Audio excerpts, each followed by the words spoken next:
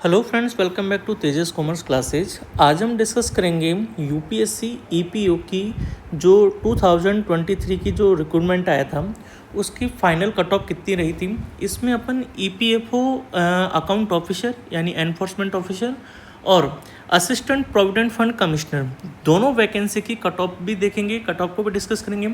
Number of candidate कितनों ने form fill किया था और कितने अपीयर हुए हैं वो भी अपन देखेंगे।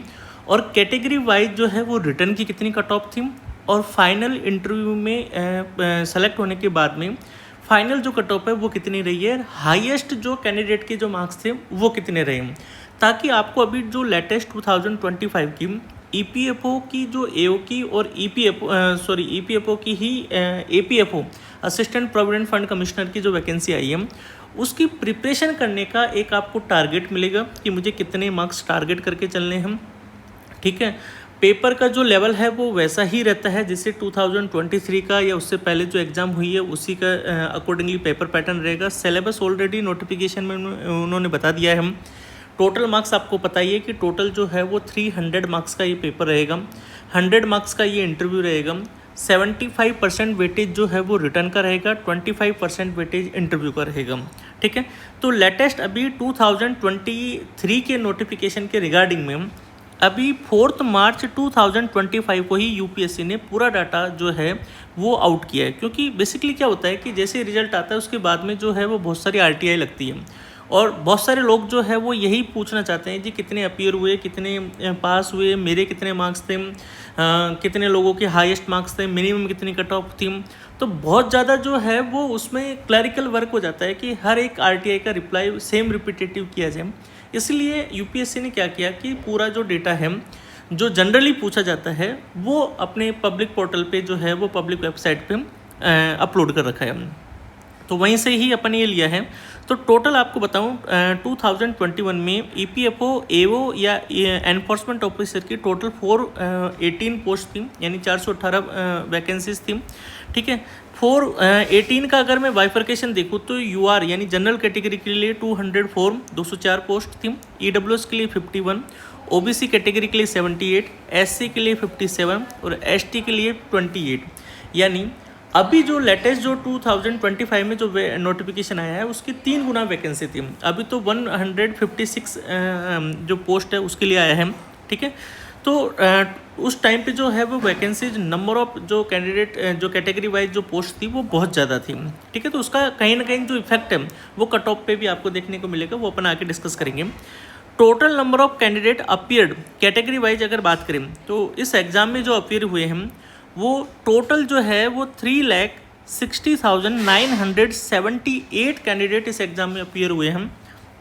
उसमें अगर मैं कैटेगरी की बात करूं तो 1,42,310 कैंडिडेट जो है वो यूआर कैटेगरी में अपीयर हुए, ओबीसी में 1,06,732 कैंडिडेट अपीयर हुए, एससी में 61,838 कैंडिडेट अपीयर हुए, एसटी में 21,000, ईडब्ल्यूएस में भी 28,000। तो नंबर ऑफ अगर एप्लीकेंट्स की बात करें तो बहुत ज़्यादा है क्योंकि बहुत हाई डिमांडेड वैकेंसी है। दूसरा जो नंबर ऑफ एप्लीकेंट्स ज़्यादा होने का जो कारण है वो है graduation requirement, only just graduation. यानी इसमें कहीं ऐसा नहीं है कि नाम अकाउंट ऑफिसर है पोस्ट कम, लेकिन कहीं भी ऐसा नहीं है कि सीए होना चाहिए या सीएमए होना चाहिए। हमारे अकाउंट्स का जो पार्ट है वो 50 मार्क्स का है। ठीक है, इसीलिए इसका नाम जो है वो क्योंकि जो वर्किंग है जो ड्यूटीज़ जो रहेगी एओ की वो मोस्ट जो है वो कह सकते हैं कि 80% जो है वो अकाउंटिंग और फाइनेंस से रिलेटेड रहेगी, 20% जो वर्क है प्रोफाइल जो है वो एडमिनिस्ट्रेटिव रहेगा। Total number of candidate finally selected in different categories की बात करें तो यूआर कैटेगरी में 127 कैंडिडेट सेलेक्ट हुए, ओबीसी में 113 कैंडिडेट, एससी में 57, एसटी में 28, ईडब्ल्यूएस में 68। आपको कि जनरल की 204 पोस्ट थी, फिर सेलेक्ट 127 कैसे हुए, क्योंकि कुछ पोस्ट जो है वो पीएच और पीडब्ल्यूबीडी जो कैंडिडेट्स होते हैं उनके लिए भी रिजर्व होती है, वो जनरल कैटेगरी से ही उनको क्लासिफाई करते हैं। तो पीएच कैटेगरी में आपके सामने हैं 10 कैंडिडेट जो है वो 6 जो कैटेगरी है उसमें हम, एचआई कैटेगरी में जो है वो 7 है, ओएच में 06 है। ठीक है, एमआई कैटेगरी में 2 कैंडिडेट हैं। ठीक है, तो टोटल जो 418 का जो रिक्रूटमेंट नोटिफिकेशन था तो 418 ही कैंडिडेट को सेलेक्ट किया गया है। ठीक है, यानी कहीं पे भी ये नहीं कह सकते कि बैकलॉग रह गया है, यानी सूटेबल कैंडिडेट्स यूपीएससी को नहीं मिले हैं। चलिए अब बात करते हैं कट ऑफ की। रिक्रूटमेंट जो टेस्ट, रिटन टेस्ट जो हुआ था 300 मार्क्स का, उसमें जनरल कैटेगरी की जो कट ऑफ है वो बहुत ही मिनिमम ओनली 138.33 मार्क्स गए हैं। 138 जो मार्क्स है वो रिटर्न की कट ऑफ थी, यानी अगर मैं परसेंटेज टर्म्स में बात करूँ तो 46.11% जो है वो कट ऑफ थी यूआर कैटेगरी में। ओबीसी में भी सेम जो है वो कट ऑफ थी 138 मार्क्स, एससी में थोड़ा 123 मार्क्स यानी 15 नंबर का फ़र्क है, एसटी में 120 मार्क्स यानी कुल मिला के 18 नंबर का डिफरेंस है जनरल से। ईडब्ल्यूएस के लिए 134.18 यानी जो ईडब्ल्यूएस में है वो आपका 4 नंबर का फ़र्क है। पीएच कैटेगरी में 102.5, पीएचएचआई में 80.83, पीएचओएच में 115 जो कट ऑफ है, पीएचएमआई में 93.33। जो डिफरेंट अलग अलग तरह की जो डिसेबिलिटी लेवल होता है उनके हिसाब से ये पीएच की कट ऑफ है। पीएच की कट ऑफ तो ऑब्वियसली क्योंकि नंबर ऑफ कैंडिडेट्स बहुत कम होते हैं, बहुत लिमिटेड होते हैं, ठीक है। इंटरव्यू की कट ऑफ की बात करें तो 50 मार्क्स आउट ऑफ 100 जनरल की, 45 मार्क्स ओबीसी की, 40 मार्क्स एससी की, एसटी की 40 और ईडब्ल्यूएस के लिए 50 और पीएच कैटेगरी के लिए जो है वो 40 मार्क्स थे। तो टोटल अगर मिला के देखें तो फाइनल जो सिलेक्शन हुआ है, ठीक है, फाइनल इंटरव्यू के मार्क्स अगर जोड़ देते हैं तो 212.83 जो मार्क्स है, 212.83 जो मार्क्स है यानी 53.21% पे जो है वो फाइनल सेलेक्ट हुआ कैंडिडेट है यूआर कैटेगरी में।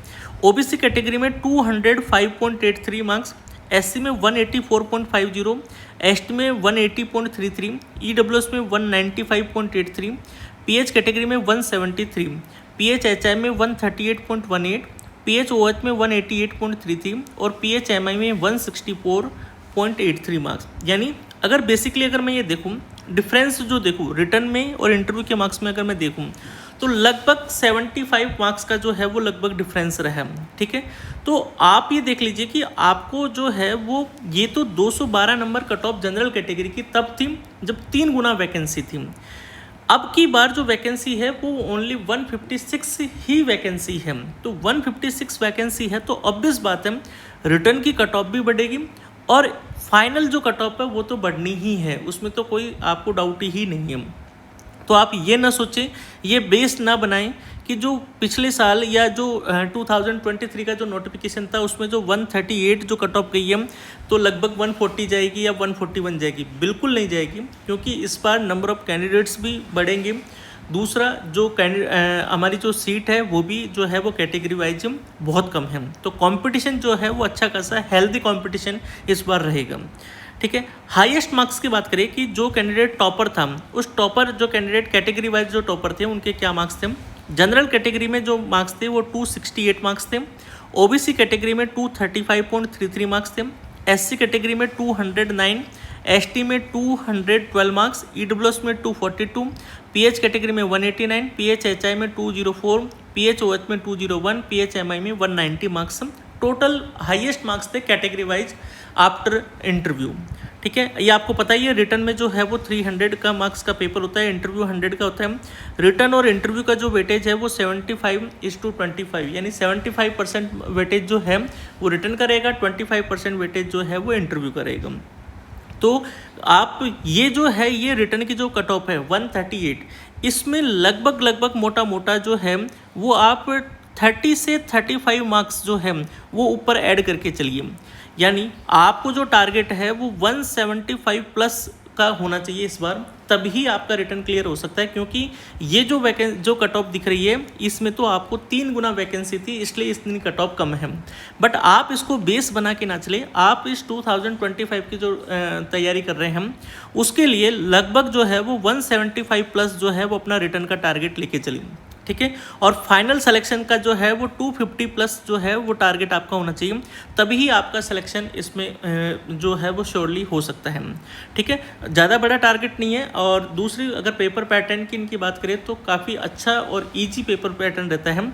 आई थिंक 50 से 60 मार्क्स का जैसे मैंने नोटिफिकेशन डिस्कस किया था उस टाइम पे भी बताया था।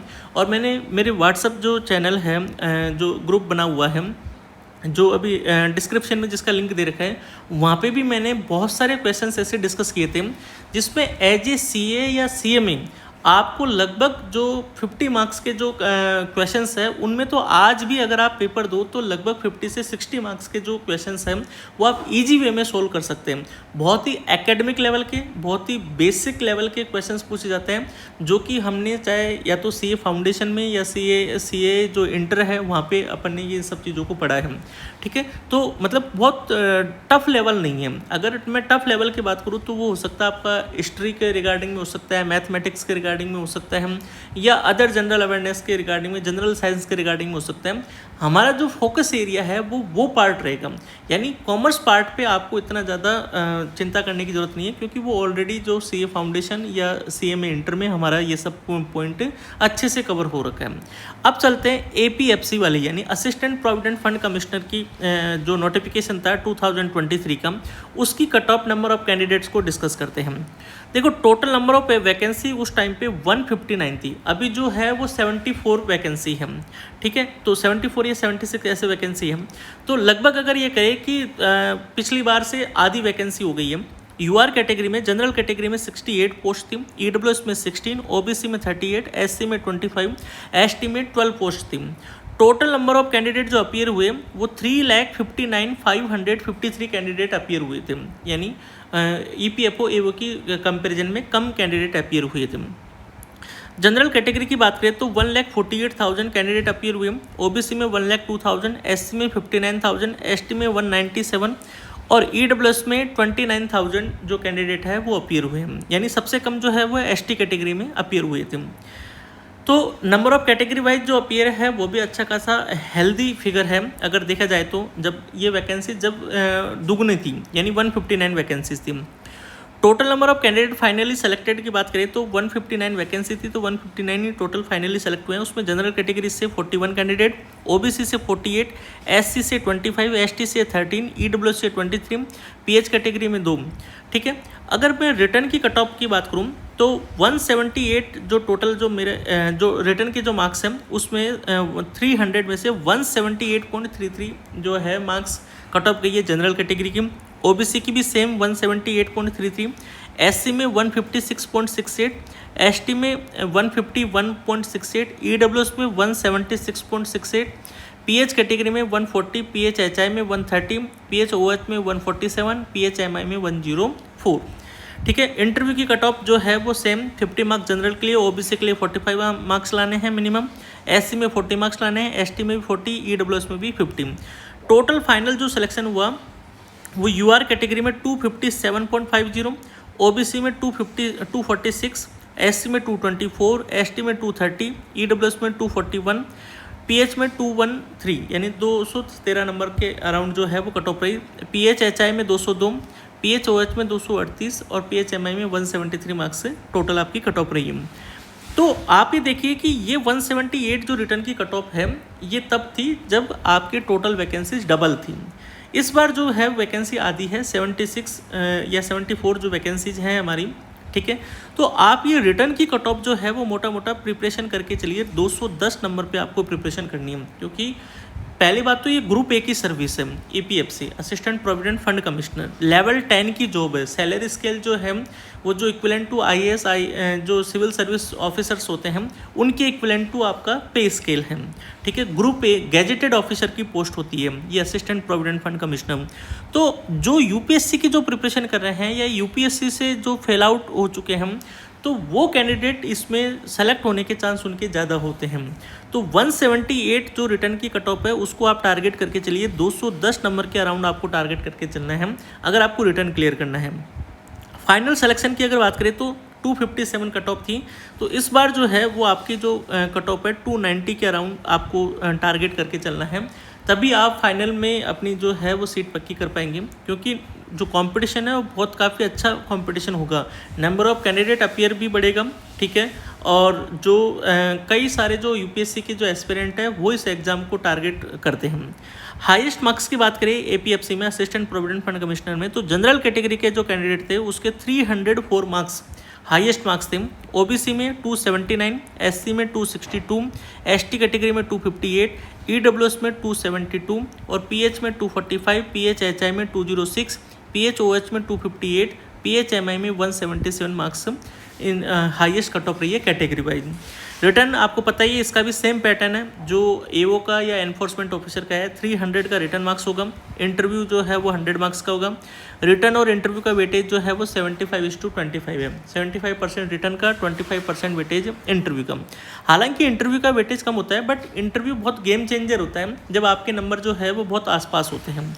तो ऐसी बात नहीं है कि इंटरव्यू का जो वेटेज कम है तो उसका मतलब इंपॉर्टेंस कम है, नहीं। इंटरव्यू बहुत गेम चेंजर होता है, उसको अपन जब रिटर्न एग्जाम हो जाएगी तब बाद में डिस्कस करेंगे।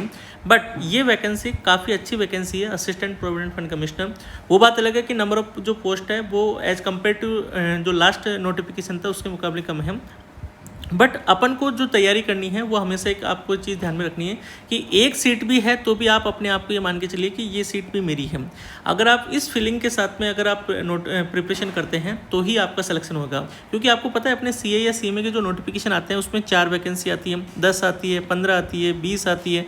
इससे ज़्यादा जो है वो आई थिंक कोल इंडिया ही एक ऐसी नोटिफिकेशन निकालता है जिसमें 100 के अराउंड जो 100 से ऊपर वैकेंसी जाती है।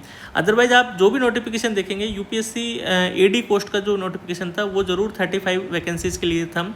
अदरवाइज जो जितनी भी पीएसयू के जो नोटिफिकेशंस आते हैं 10, 15, 20, 25 यहाँ तक ही रह पाते हैं। तो आपको जो प्रिपरेशन का जो अपना लेवल है वो बहुत हाई रखना है, क्योंकि कंपटीशन आपके सामने ज़्यादा है।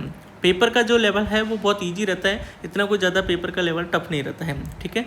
तो आप जो डिस्क्रिप्शन में जो मेरा जो व्हाट्सअप चैनल दे रखा है वहाँ से भी आप ज्वाइन कर सकते हैं। जो गवर्नमेंट की जो सीए या सीएमए से रिलेटेड जो वैकेंसीज नोटिफिकेशन आती हैं उसको मैं पोस्ट करता रहता हूँ। उसके अलावा आप तेजस कॉमर्स क्लासेज के एप्लीकेशन पे भी जाकर कोर्स को चूज कर सकते हैं। हो सका संडे तक जो है वो इसका अकाउंट ऑफिसर और एपीएफओ का जो है वो कोर्स एक साथ ही लॉन्च कर दिया जाएगा। और अदरवाइज आपके पास में अगर all in one Brahmastra course है तो वो बेस्ट कोर्स है, उससे भी आप इसकी प्रिपरेशन कर सकते हैं। सारा कंटेंट आपको टेक्निकल एंड नॉन टेक्निकल दोनों का वहाँ पे मिल जाएगा। फिर भी आपकी किसी कोई क्वेरी रहती है तो आप मेरे व्हाट्सअप चैनल पे मुझे व्हाट्सअप पे मैसेज कर सकते हैं 9119118633। इस व्हाट्सअप पे आपकी कोई क्वेरी है तो आप मुझे बता सकते हैं।